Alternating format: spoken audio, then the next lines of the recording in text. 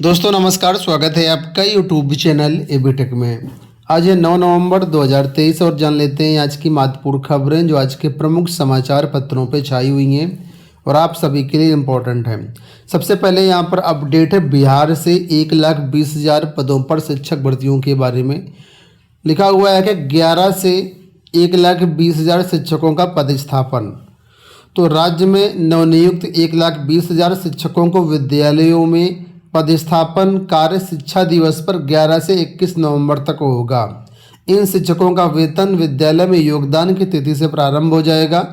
शिक्षा विभाग के अपर मुख्य सचिव के पाठक द्वारा बुधवार को इस संबंध में सभी जो गाइडलाइंस है वो जिलाधिकारियों को भेज दी गई हैं। इसके मुताबिक नवनियुक्त शिक्षकों के पदस्थापन कार्य को देखते हुए सभी 38 जिलों में शिक्षा विभाग के अधिकारियों और कर्मचारियों की छुट्टियां रद्द कर दी गई हैं और उन्हें विधि व्यवस्था संबंधी ड्यूटी में भी नहीं तैनात किया जाएगा। जिलाधिकारी को इसमें अहम जिम्मेदारी दी गई है और सबसे महत्वपूर्ण बात ये है यहाँ पर कि जो भी नियुक्तियाँ होंगी ग्रामीण स्तर के विद्यालयों में होंगी। किसी भी नवनियुक्त शिक्षक का जो है शहरी क्षेत्र में पदस्थापन नहीं किया जाएगा।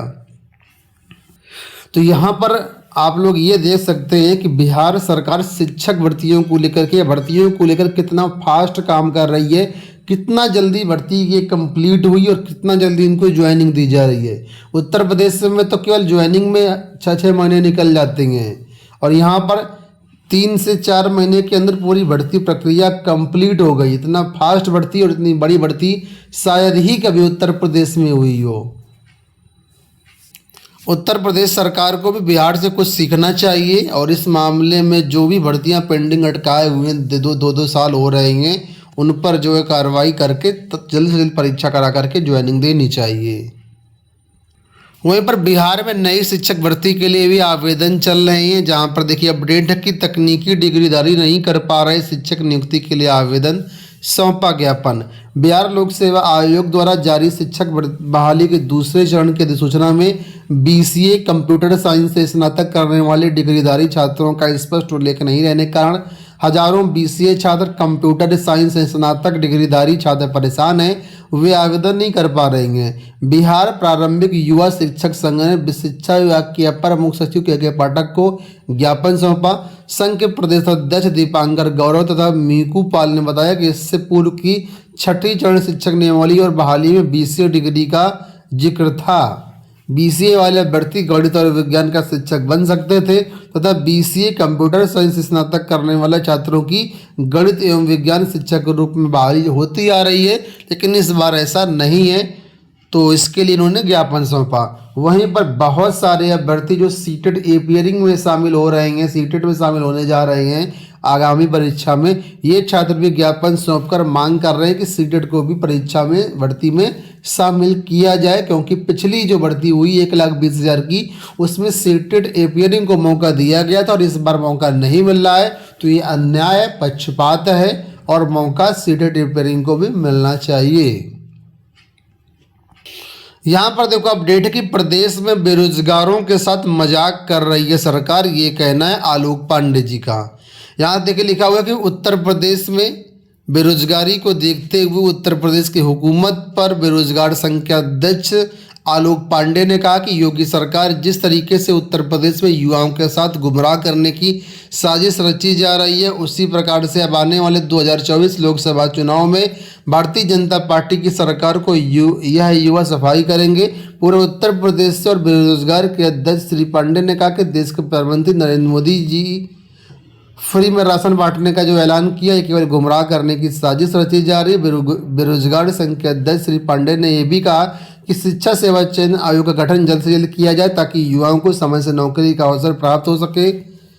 आगे उन्होंने ये भी कहा कि ये सरकार जो है युवाओं को गुमराह कर रही है, अब युवा जागरूक हुआ है। इस डबल इंजन की सरकार को सीधे उखाड़ फेंकने की ज़रूरत है, ऐसा कार्य करना है अगर सरकार नौकरियां नहीं देती है तो, ठीक है। और उन्होंने धारा 18 धारा 21 का भी विरोध किया और इसको जल्द से जल्द हटाने की भी मांग की और ये भी कहा कि जल्द से जल्द जो भी भर्ती पेंडिंग है उनको तत्काल पूरी करवाया जाए।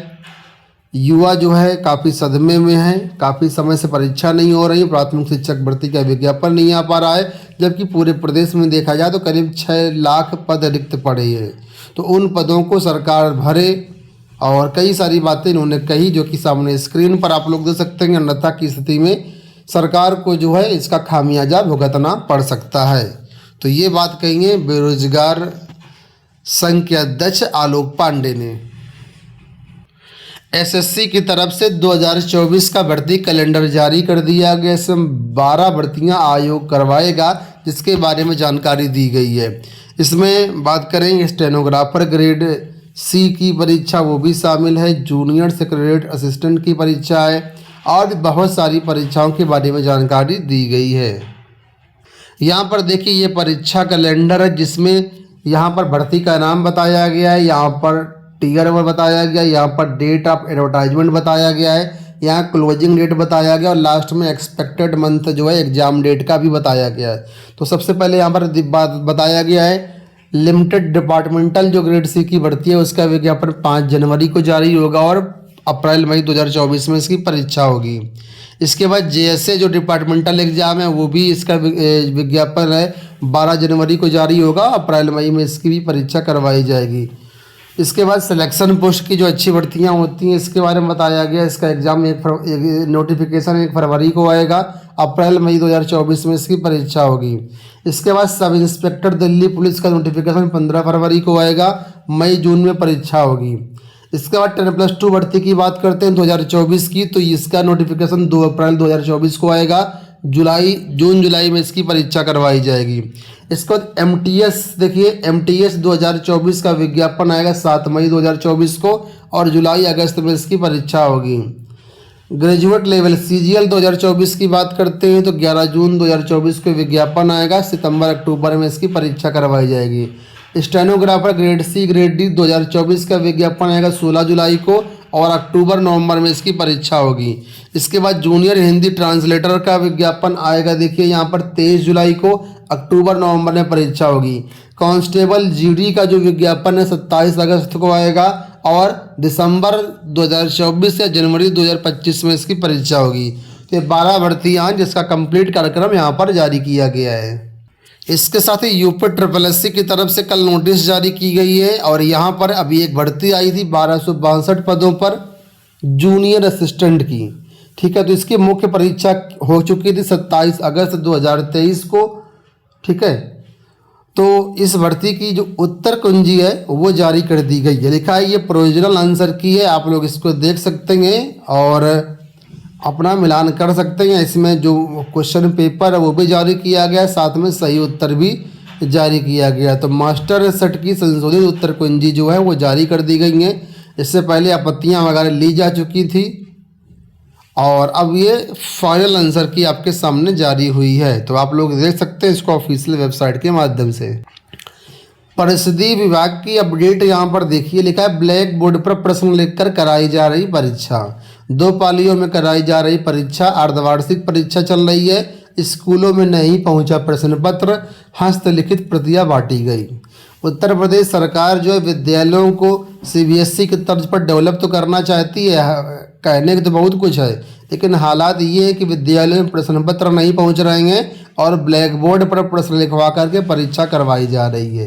कुछ दिन पहले विद्यालयों में निपुण टेस्ट लिया गया था, जहां पर ओएमआर सीट पर परीक्षा करवाई गई थी।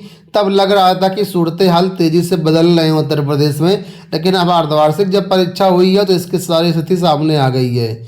यहाँ पर विद्यालयों को प्रश्न पत्र नहीं पहुंचे तो विद्यालयों में हस्तलिखित प्रश्न पत्र बांटे गए, और कई विद्यालयों में बोर्ड पर प्रश्न पत्र लिखा गया, उसके बाद बच्चों ने परीक्षा दी।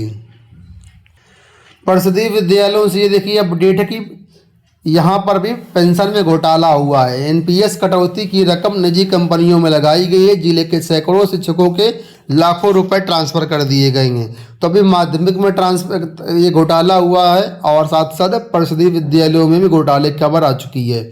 बहुत से ऐसे शिक्षक हैं जिनके पेंशन की रकम को प्राइवेट कंपनियों में लगा दिया गया, जबकि नियम ये है कि 3 ही कंपनियों में लगाया जाना है पैसा, वो LIC, UTI और SBI, इन 3 में पैसा लगाया जाना चाहिए था। अगर कोई शिक्षक अपना पैसा प्राइवेट कंपनी में लगाता है तो उसके लिए उसको परमिशन देनी पड़ेगी, बाकायदा उसको प्रार्थना पत्र देना पड़ेगा, लेकिन ऐसा कुछ भी नहीं किया गया। अपने मन से जहां मन आया उस कंपनी में पैसा लगा दिया गया। तो यहाँ पर भी व्यापक भ्रष्टाचार की बातें सामने निकल के आ रही हैं। अंत पर यहाँ पर अपडेट है सेना भर्ती रैली को लेकर के, लिखा है दानापुर में 23 नवंबर से शुरू होगी सेना भर्ती रैली।